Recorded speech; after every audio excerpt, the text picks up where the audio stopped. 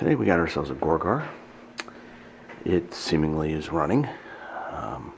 It's in attract mode. You can see the lights flickering. And for the most part, it's got RN sockets. Notice it's using 5 12-byte ROMs up here. You can replace all these and put a single 2716 EEPROM there, which I probably will actually do because it just reduces the number of sockets. Sockets are always a weak point. But the main thing is these are RNs, the open frame. These are good sockets. But this 40 pin is a Scanby. I can just tell by the underside how it dives in, but I want to show you something. What I'm going to do is I'm going to twist it and the game will lock up. Watch. See how the pop bumper lights are going on? I'm just going to twist it and watch, see what happens. Just going to put a little pressure on it like that. And look, they're no longer dancing, so the game is locked up and the displays are off. Now I can reboot.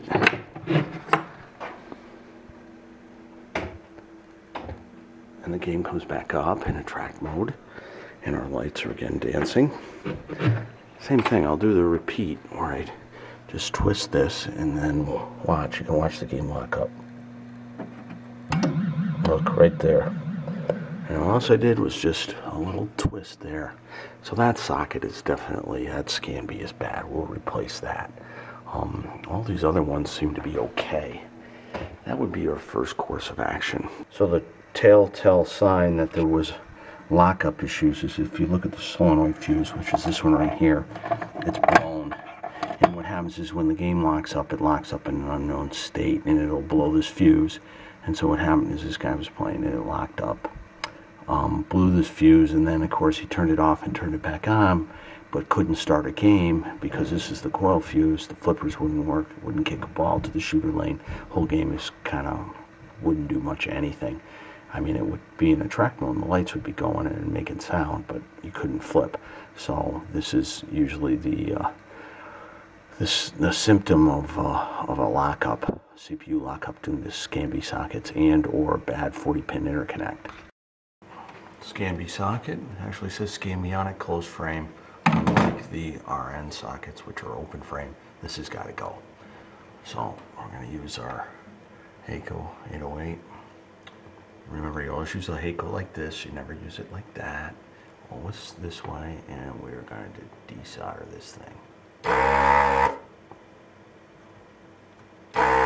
With this Heiko thing, look, the socket practically falls out. I mean, look how clean it desolders all those holes. I mean, it's a pretty nice tool, really.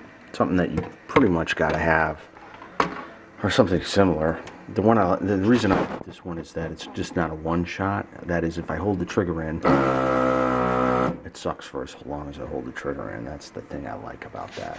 While we're doing this on the driver board, I've used the Heiko to desolder the 40-pin interconnector which goes across here, and I'll replace it with brand new ones.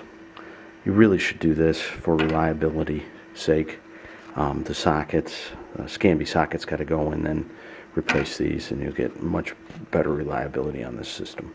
Now on the back side of the driver board, I also resoldered all the male header pins. The original ones were cracked. You could see it clearly, so redid all these. I also did that on the back of the CPU board too.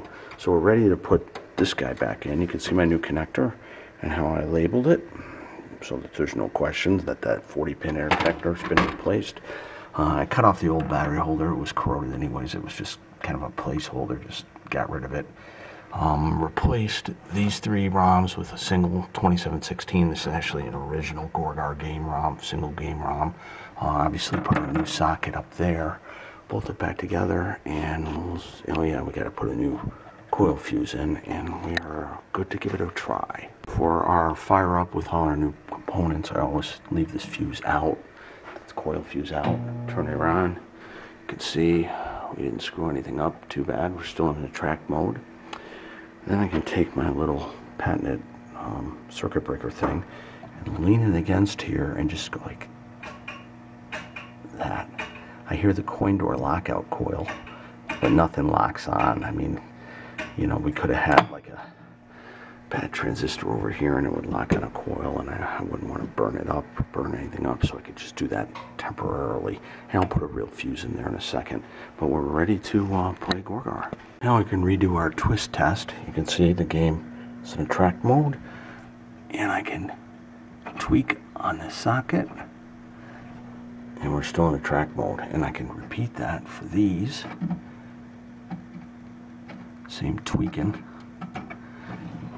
and we're still in a track mode. So no lockup. You can even kind of do it on this connector too if there's any issues. Again, still in a track mode. So this shows the reliability of the system with the newer components, or even these original RN sockets.